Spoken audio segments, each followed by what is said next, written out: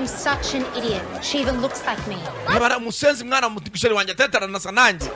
No, you're way hotter. Ako wowe icyo kikumurusha abantu. From the top, tell me everything. Mbambwira buri kimwe. Nick's got his trivia piss up with the boys Umva Nick afite agasura amaze iminsi bakururana. every Tuesday. Buri wakabera ajya kureba. And never invites you because God forbid. Tamwe akatajya kwemvita yagiye muri ibyo birori by'abasore. Exactly. Except this time I Noneho know kuri inshuro that Kai's still in Thailand. abashitwe bose wari witwa Kai yagiye muri Thailand. And Jono is Jono nawe sick. ararwaye ni inshuti ye. Big. Numva bitangiye kumvikana. So I turned on his phone while he Rero nafashe telefone nshyiraho nuza app ya my find my. was sleeping. Next Menya haryamye. parked in Bondi.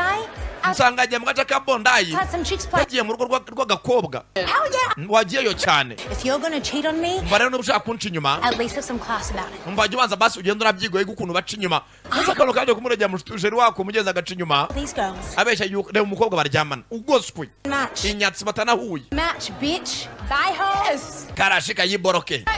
He deserves it. Yes. He said to us. Rwose muboroke boroka karashika. Matelefone yankwereke.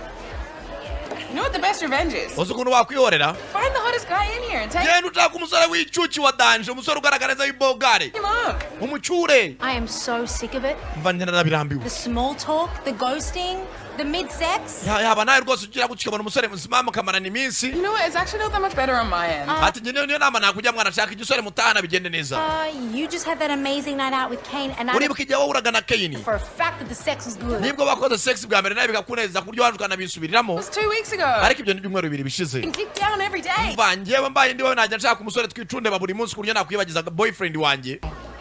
How are you? None se ubundi womeze uti? Tired. Ndananiwe mvuye mu kazi. Wedding planning? Urimo urapanga ubukwe se?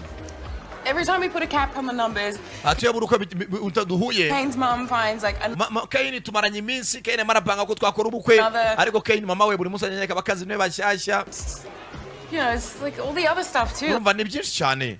Sasa amaze iminsi amenya na Kane ibaze ko bamaranye nk'amezi angana ariko bashaka kuba bakora ubukwe.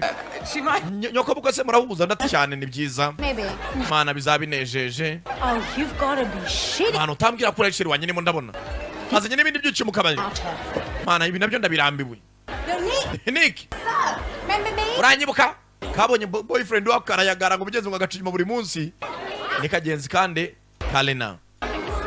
Lina wa musore bahuye cyagiye mu mbari ngo basigaye bahuza. Bugenzi buri abazungu yo bakundanya kenshi bose bakuze hari bahita bapanga kuba baba mu nzu imwe.